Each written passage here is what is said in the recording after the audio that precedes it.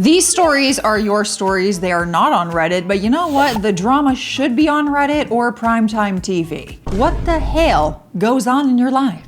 First story is coming in from Rico. My girlfriend left me out of the blue and I was about to propose. Grab the tissues because I need to get this off my chest because I'm in need of a vent. Oh man, I don't want to cry today.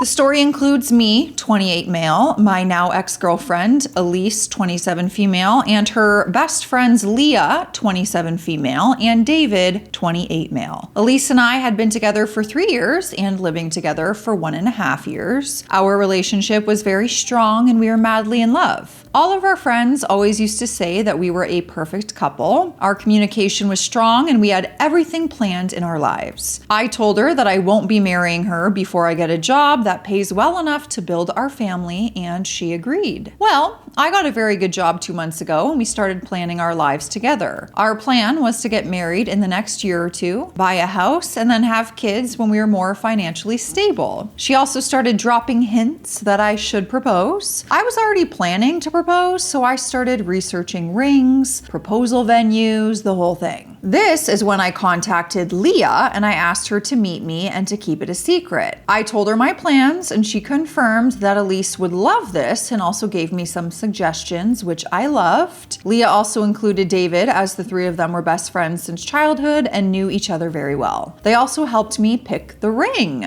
The plan was to rent a cabin surrounded by nature and wilderness, as Elise likes that a lot. I rented the cabin, and on that Friday, I took the day off without telling my girlfriend, and I met up with Leah and David and one of my other buddies to set everything up. I gave instructions to my friend about how I wanted everything to be set up, as he was supposed to go there the next day before us and set everything up, like the flowers, cameras, all that. I went back home after that and I ordered some of Elise's favorite takeout. We talked about her day and then we just went to bed. For context, the week before, Leah had invited Elise for brunch on Saturday, which is proposal day, at a new fancy place, the proposal location. Sneaky, sneaky. Naughty, naughty. She emphasized that the place was fancy so that Elise wouldn't get suspicious of Leah asking her to wear a nice dress. On Saturday morning, Leah and David came to our apartment to pick up Elise. As soon as they left, I called a friend of mine who was waiting just around the corner, and I left soon after. Then I called my other friend who was supposed to already be at the cabin, and I asked him how everything was going. He assured me that everything was set up exactly how I wanted it. I had also asked David to share their location and to drive slowly or take a longer route so that I could get there 10 to 15 minutes before them. I realized that David hadn't shared the location, but it was fine. We got there and I just ran inside to change into a suit. Then I went to the exact position and I checked the camera angles. Everything was perfect. Then I waited for my girlfriend and her friends to arrive. The drive is about 30 to 40 minutes from our apartment and they should have been there. I thought that they were slightly overboard with stalling. I waited there for another 20 minutes. It had already been more than an hour since they left the apartment and I was getting worried. I asked one of my friends to call David and sneakily ask how long it will take them. They called him 2 to 3 times, no answer. They called Leah then 2 to 3 times, also no answer. Are they all in on this plan?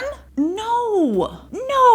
I started panicking because I feared for the worst. I thought maybe they had been in an accident or worse. I didn't want to call Elise because that could expose the plan, but I felt I had no choice. Finally, I decided to call Elise. First call, she didn't answer. My heart was racing at this point. As soon as I called her again, Leah answered instead. I was panicking and I asked her if everything was all right and why nobody was answering the phone. What happened next will live rent-free in my head for the rest of my life. You couldn't even picture something like this happening in this scenario. Leah was silent for a moment and then all of a sudden started yelling at me. She was saying things like, never call Elise ever again, said I was dead to her, that I am a horrible human being for doing that to her, that she didn't want to see my face or talk to me ever again, and then she hung up the phone. I just stood there for a long time, confused and heartbroken because I had a hard time processing what just happened. Yeah, and you're literally waiting for her to get there to propose to her. I was so confused and I started crying and my friends had to console me. Soon after that, I got a text from Leah saying she was coming over later with David to get Elise's stuff and that Elise didn't even want to step foot in the apartment, even if I'm not there. How could this be? I immediately called her parents to ask what was going on. They knew about the proposal and we were supposed to go to their home for lunch after the proposal. They had no clue what was going on and told me that they will call her and ask. I got a call from them 10 minutes later saying that they called Elise and she told them she can't talk right now and she will call them later. They were also confused about all of this. I was devastated and I didn't know what to do. This was a complete nightmare. What happened in that short period of time that made Elise go from being madly in love with me to never wanting to see me again? It's not like I cheated or anything, so I don't know why. Sometime later, David and Leah came over in the evening to take Elise's stuff. My friends and I tried to talk to them, but they didn't say anything. They just asked me where Elise's stuff was and just took some of it and said they will be back for the rest. They also reiterated that if I tried contacting Elise again, they would contact the police and I would be reported for harassment. At that moment, I just lost it. I wanted to cry because the thought of me harassing my girlfriend was overwhelming. I went up to my room and I started smashing and punching walls. I hurt my hand in the process, but I guess the adrenaline I had didn't make it feel like it until the next morning. Of course, I wasn't able to sleep that night and I've just been thinking about every potential reason for Elise's behavior, but I don't have any answers. The only scenario I can think of is that Elise was cheating on me and somehow she realized I was going to propose and this caused her to freak out and told her friends she can't do this in order to cover her tracks. For context, David is gay, so it couldn't have been him, and Leah is married and has 2 kids, so I don't think either of them played a role in it. This still doesn't make sense, but it's the closest thing to an explanation. I know it's a horrible thing to think about. Today, being June 30th of 2026, it was supposed to be the first day of our engaged life together. Instead, it was one of the worst days of my life. After a long time of searching for answers, I finally got it. My guess, I'm just gonna guess, is that Elise told them you cheated on her, but really she just wanted to call off the wedding, but she knew that that would be a way to get her friends like riled up and like defensive and protective of her. That's my guess. About a week and a half after this whole thing took place, Elise showed up to the apartment. I felt like I was going to have a heart attack when I saw her. I was extremely hurt and part of me didn't want to see her, but I couldn't help it. I needed answers. Brace yourself, this is something you couldn't possibly imagine happening in a million years. Okay. It turns out Elise caught on that I was going to propose, so she had Leah and David turn around to go back to the apartment because she said she forgot something. When they did, she told them she couldn't go through with it because it turns out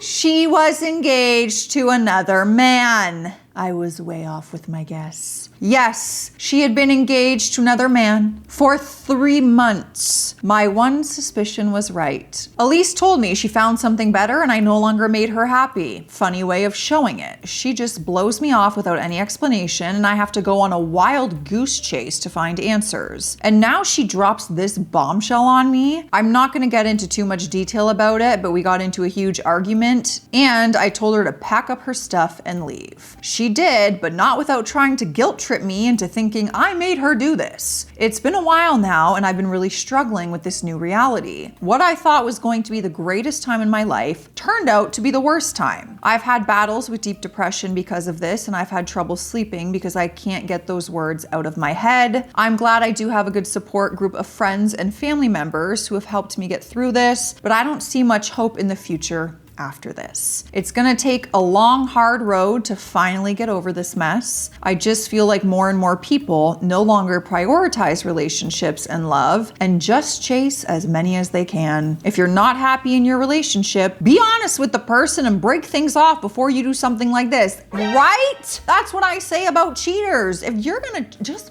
be single and hook up and do whatever you want. But I've said that in a video before and people come back and they're like, that's the point though. Cheaters kind of like the mysteriousness of it and like the sneaking around and the having both, whatever, vomit. Well, Rico, just know you have support from the sass squad. Not all people are bad. This is a blessing in disguise. It will all make sense one day. And I just hope you're hanging in there okay. This is terrible. Our next story is coming in from Erica. I love that you guys are actually sharing your names. It's usually anonymous. Am I the a-hole for refusing to take out a loan in my name for my sister? I'm a college student, 20 female. Yesterday, my mom asked me to take out a car loan in my name so my younger sister, Jazz, 18 female, could get a car. She said she would make all the payments and that it would be fine. I told her I wasn't comfortable with that. I wasn't accusing her of anything or saying that she wouldn't pay. I just wanted some time to think about it. Apparently, me saying no set off something inside of her and things escalated quickly. She immediately started demanding that I give her back all the money she has ever given me. She threatened to kick me out of the house, threatened to call the police, and told me I had to leave. Also, she insisted that I go to the bank with her and give her back $10,000 in cash. She said that we would keep going back until I only had about $5,000 left in my account. I felt pressured and exhausted, so I withdrew the money.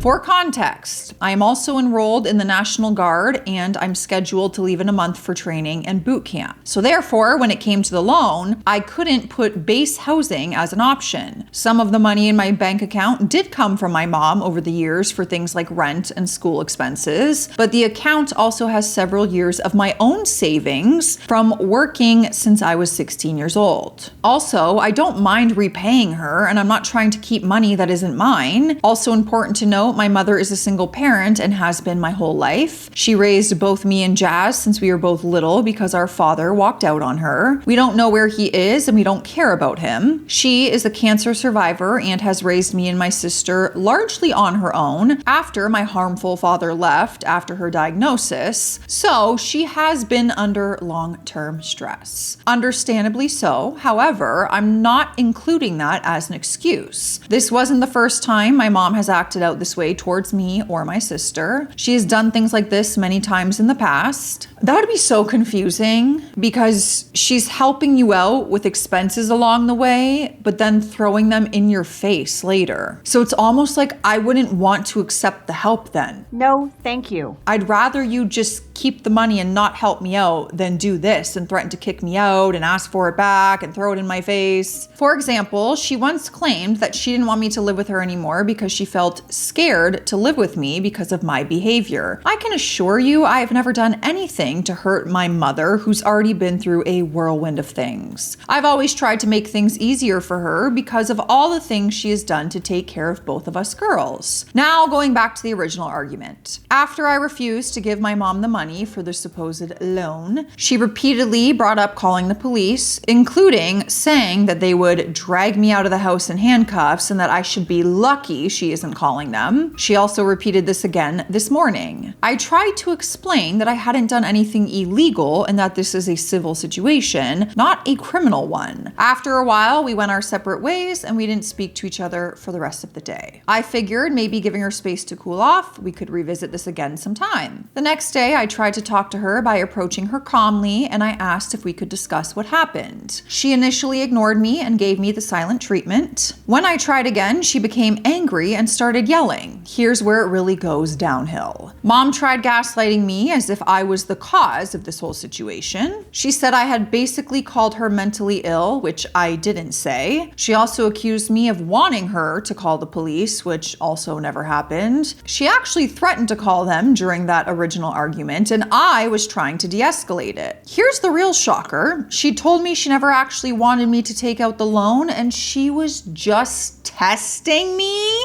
What is this manipulative, oh my God. Oh my God! She said demanding her money back was also just a test to see how I would react. I'm sorry, what? That whole argument full of threatening to have the police remove me and cutting me off out of her life was just to prove a test? She basically made me drain my bank account full of both money that I owed her, but mostly a good portion of my savings just to see if I would do it. My relationship with my mom has had its issues over time, but I never expected things to escalate escalate and reach a point like this in just one day. When I demanded her to give back the money that I had originally withdrawn, she refused and said, "I fed you, put a roof over your head, and made sure you were home safe and sound. You owe me this." I don't know about how anyone else would feel, but that's the bare minimum of being a job as a parent. No one should be rewarded for doing just the basic minimum, in my opinion. Part of me has been wondering whether I should have just agreed in the moment to avoid conflict, but I genuinely didn't expect it to escalate this far or for her to react this strongly. I'm highly considering cutting off all contact with my mother once I leave for boot camp. Am I the a-hole for not giving her the loan so she could use it to buy my sister a car? You did nothing wrong, and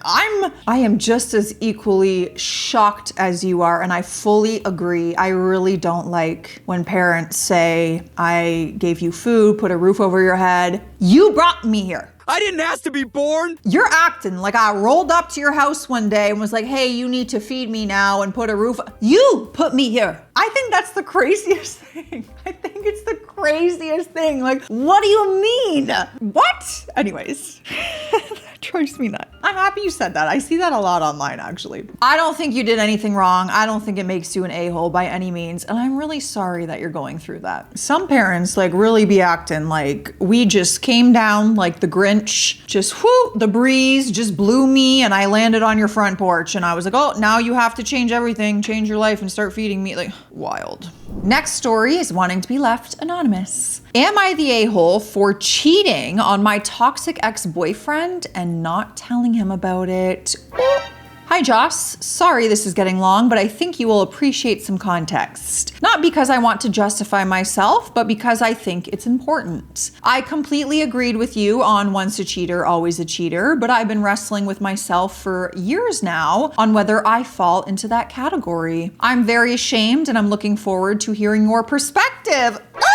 I'm put on the spot. So to set the scene, I, female 29, met my ex, Max, now male 32, when I was 16. After a week of dating, he told me he loved me and I just went along with it. Looking back, I would call that love bombing. From then on, we were in a relationship. During the 9 years that we were together, there were, of course, many highs, but also some red flags that my younger self didn't see. A few examples: he helped a female friend move, and because it was so late, he decided to sleep in her bed with her without asking me, and then gaslighted me about it afterwards. He faked being sick to go buy matching shirts with his best friend instead of celebrating our anniversary. He changed my wardrobe and eating habits with comments like, "Can you put on something nice for a change?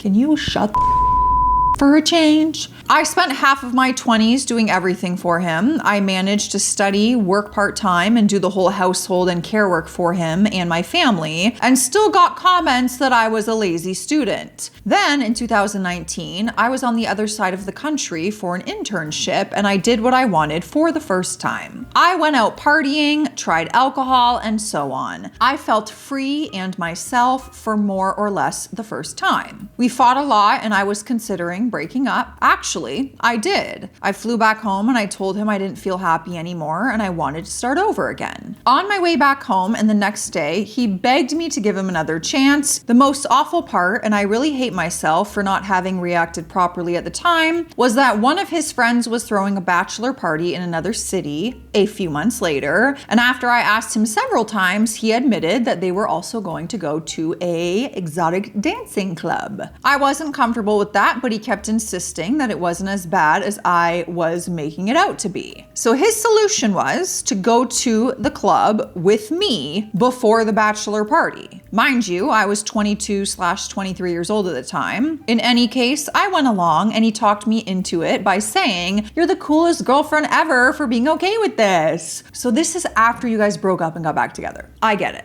Yes. Even though I felt incredibly uncomfortable, but I did actually pay for a dance for him to be the good Girl. In the middle of it all, I ran to the bathroom crying and I had to throw up. But that wasn't the end of it. It was just the beginning. A few weeks later, he went to this bachelor party and I tried my hardest to push it out of my mind. When his birthday rolled around, he came up with the idea of taking me to the same city since he was sure that I would like it. It was just before Christmas and we first walked through the city, passing jewelry stores along the way. He asked me if I liked anything and I pointed to the bracelet. After a few meters, he realized he had forgotten something at the hotel and sent me to wait at a cafe. I figured that he was probably going back to get me the bracelet and was hoping that we would get back on track. After a few minutes, he returned and ordered us food. Curious as I am, I looked in his jacket pocket while he was in the bathroom and I found a box with a jeweler's logo on it. I was happy and I thought, hey, he's listening and paying attention. He's making an effort. But later, he talked me into going to the club where they had been for the bachelor party, the dancing club.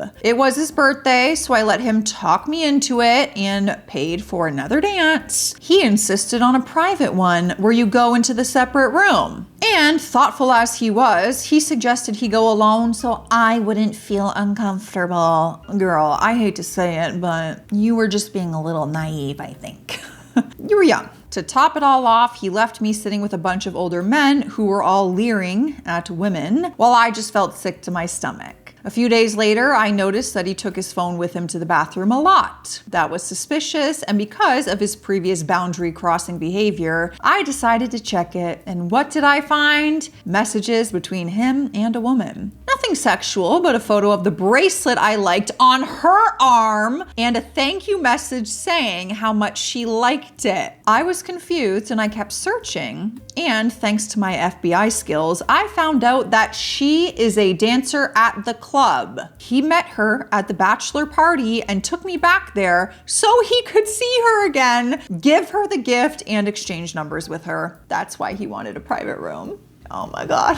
Some people are diabolical. And my reaction was to get into an argument, let him gaslight me, and apologized for snooping. So that was my weird, toxic first relationship that I just couldn't get out of. After college, I had 2 job offers, and luckily, I decided to take the one that was a year away on the other side of the country. He didn't like that at all. Girl, you stayed. You were young. You were young.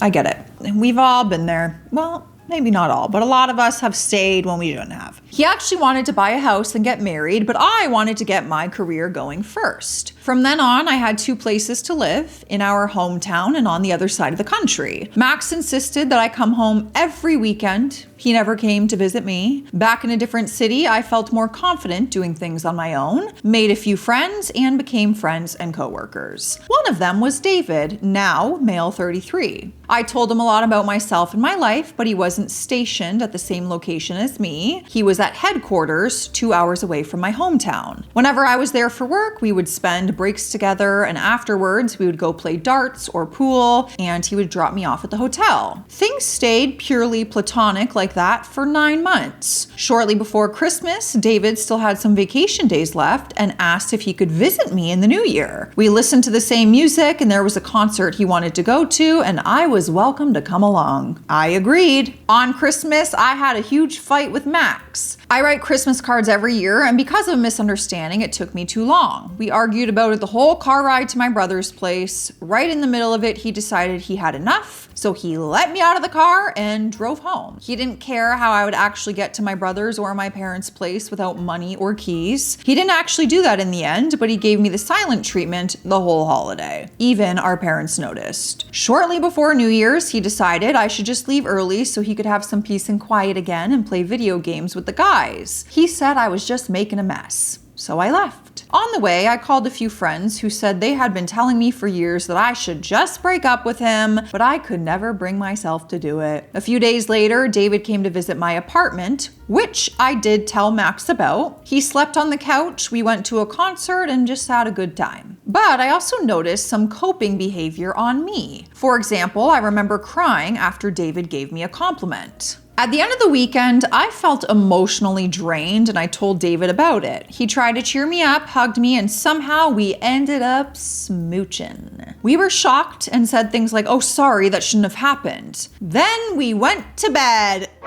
Or rather, he went to the sofa. Oh, okay. I thought you meant you went to the bedroom. He went to the sofa and didn't talk about it again. A week later, I was on a business trip to headquarters and I was still reflecting on what I was doing. Max and I hadn't spoken in days, but we agreed that I would come home after the trip. He kept making plans about how we could have kids soon, how I wouldn't have to work anymore, and so on. I was already panicking about whether I even wanted that or not, or whether I wanted to give up my newfound freedom and my hobbies again in exchange for criticism and gaslighting. My business trip was suddenly cut short and I could have left as early as Thursday, but I didn't want to go to Max that early, so I asked David if I could sleep over at his place so I wouldn't have to explain to anyone at home why I wasn't going to Max's, but was staying with them instead. Deep down, I think I knew I wanted to break up with Max. I think that had been clear for years, but somehow I could never bring myself to do it. And David made me feel like I could actually be worth something. In any case, when I was done brushing my teeth, I knocked on his door, kissed him, and we did the deed. I am very curious to see how this story is going to end and if you end up with David or what the heck happened. But first, let's drink some water. It's time to board the hydration station. Cheers. One thing about Miss Girl, she loves looking at the view. Oh, okay, well now you're making out to look like I'm a liar. The next day, I drove home, talked to Max, and broke up with him. I explained to him that I hadn't been happy for a long time and that it was over. He tried to convince me to give him another chance, he would change. But the first thing he said was, how am I supposed to tell my mom? I then drove back home. A few weeks later, I went to the apartment that we shared to get all of my remaining belongings. David and I spoke on the phone several times, but we made it clear right away that we didn't want to be anything more than friends, and that what happened never should have happened in the first place. It took me about a year to break many ingrained habits and reflect on everything that wasn't healthy in the relationship, but I still think about it from time to time that I did one of the worst things you can do to someone and I didn't even tell him. It wouldn't have changed anything though, and I would have only hurt him. At the same time though, I also believed that if I hadn't crossed that moral line, I wouldn't have found the courage to set boundaries for years to come, and in a way that forced me to finally draw a line under it all. During the breakup talk, Max even told me that he was planning on proposing on Valentine's Day. So, I'm so happy I didn't wait because I think I wouldn't have found the courage to say no to his proposal. I don't know if you'll grant me a happy ending, but I've been with my new partner for 3 years now. He lives where I work, knows about it, loves me very much, and I love him. I would and never could do that to him, and he wouldn't do that to me either. We have a healthy relationship, aside from the fact that every now and then I still have some weird habits left over from my first toxic relationship, like insecurities, but I am in therapy. We are looking to buy a house soon, and I think he's going to propose to me soon. But seriously, am I the a-hole for what I did in cheating on Max the day before I broke up with him and didn't say a thing about it? I mean, I think you obviously know that was the wrong thing to do. Yeah. I do think the relationship was toxic. You mentioned that you wanted out for years, like you wanted to break up with him for years. I think you should have just broken up with him, but it's easier said than done when you are the one in a toxic relationship. It's harder to pull the plug than we think. But of course, I'm going to say you should have just broken up with Max, then cheated. At the end of the day, I think it was toxic and y'all needed to break up and go your separate ways. And only you will know the whole once a cheater, always a cheater. I don't think that if you cheat on one person, you're gonna cheat on all your partners in the future. I don't think that. I think that when you do cheat on someone, it only shows that you're capable of doing that. That's all. I'm not claiming that you're about to cheat on every other person that you've been with. I'm not claiming that you're about to cheat on everyone else that you date, in the future. That is only up to you to decide and work through. But yes, girl, of course I'm gonna say I think you guys should have just broken up, then cheated. Girl, you should have left. I was rooting for you to leave at the very beginning. Next story is coming in from Dakota Ray. Oh, I love that name, Dakota Ray. Like that's an A-list celebrity name. How cool. Like a cool stage name. I'm Dakota Ray. Ah! I might change my whole name at this point. I want to start this off by saying that my ex was someone from hell. He was a mama's boy and constantly told me what his mom said, and he wouldn't take accountability for anything. Let's call him Cooper. He was a son of one of the teachers at the high school and was a grade higher than me, and we were 2 years apart. I met him because of my friend getting with my ex. He wouldn't take accountability. He would compare me to his ex and then compare himself to my ex. His mom also would say things. I'm going to call her Mary. She always told me that Cooper was a premier and they would both talk about Cooper's dad's girlfriend to me. Huh?